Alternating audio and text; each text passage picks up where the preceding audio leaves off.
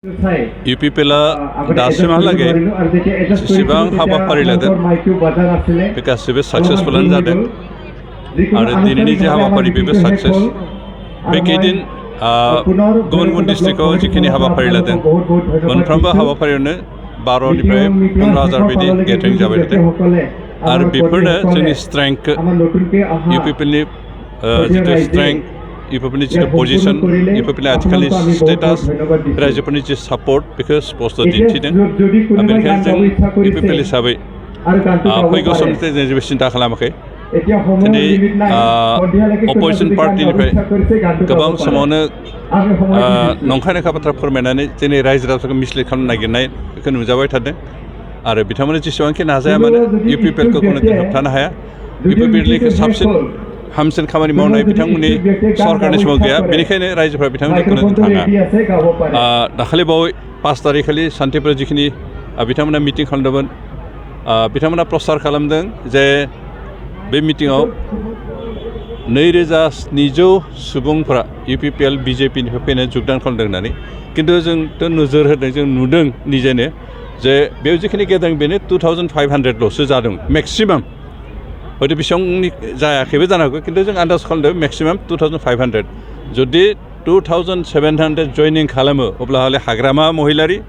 सरन बर' फैलाव बसुमतारी धीरेन बर' बिथांमोनाबो जइन खालामनांगोन अब्लासो 2000नि बारा जयनिं जागोन जेराव गेदारिंआनो 2500निबो जाहैया बे समाव बोरै 2700 जइन जाखो बे कुइसन जाबाय बेनिखायनो बिथांमोना सब सम नंखाय बाथ्रा बुंनानै रायजोखौ थगायनानै गावसोरनि स्ट्रेंथखौ देखायनो नागिरो खिन्थु बिथांमोना जेसेबांखि नाजाया मानो थगायनानै रायजोफोरखौ कुनुदिन थगायबाय थानो हाया खारन आथिखालनि रायजो राजाफ्रा जाम्बा नंलिया हाग्रामा महिलारि हयथ' गाव जाम्बा जानो हागौ बा बिथांमोननि दैदेनगिरिफ्रा जाम्बा जानो हागौ बेनिखायनो गावसोर जाम्बाखाय गावसोर संसारनि दुनियानि खबर लाखियैखाय जोंनि रायजो राजाफोरखौ थगायनो जाम्बा होननो सानोब्ला बे बिथांमोना they are living in the फुल्स paradise बेनिखाय दिनै जों जिखिनि हाबाफारि लाबाय जोंहा टारगेटआ जों टारगेट जिखिनि लादों बे टारगेटआ फुलफिल जादों बेनिखायनो जों साक्सेस जादों आरो जों फैगौ समफ्रावबो साक्सेस जागोन आरो बियो फैगौ पार्लियामेन्ट इलेक्सननि थाखाय मोनसे प्रिपेरेसन आरो जों बेखौ दानिफ्राय प्रिपेयार खालामगासिनो आरो गुबुन गुबुन डिस्ट्रिक्टआव जों बिदि मास गेदारिं खालामनानै जोंनि खौसेथि जोंनि गोहो जोंनि जि पाब्लिक सापर्ट बेखिनिखौ दिन्थिबाय थादों सार जों नुनो मोनो सार बे दायो जोंनि बिटिआरआवहाय हिन्दी भाषिफोरा गोबां नोंथांखौ हामबाय जासिदों मानो होनबा बन्द गैला गोदो गोबां बन्द जायोमोन मजुरबा मावना जानो हायामोन दिनै हिन्दी भाषिफोरा बिटिआर सरकारखौ गोबां हामनाय जासिदों मा बुङो सार बेनि बेलायाव जिहेतु बिटिआर सरकार दानायनि थांखियानो जादोंमोन ग्रिन बर'लेण्ड लोगोसे पिसफुल बर'लेण्ड मोनसे दानायनिमोन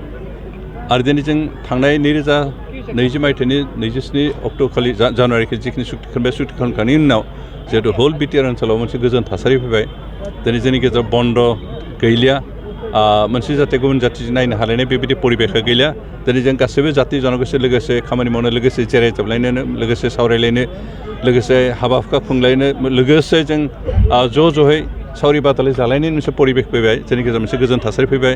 आरो बेनिखायनो दिनै गुबुन गुबुन जाथि जनगोष्ठीनि मानसिफ्रा बिटिआर सरकारखौ बाख्नायदों बरायदों आरो जों प्रत्येक जाथि जनगोष्ठीनिनो बिथांमोननि जितु हारिमु हिसाबै थांना थानायनि जिखिनि बेबस्थाफोर दङ निजा निजा कालचार निजा निजा परम्पराखौ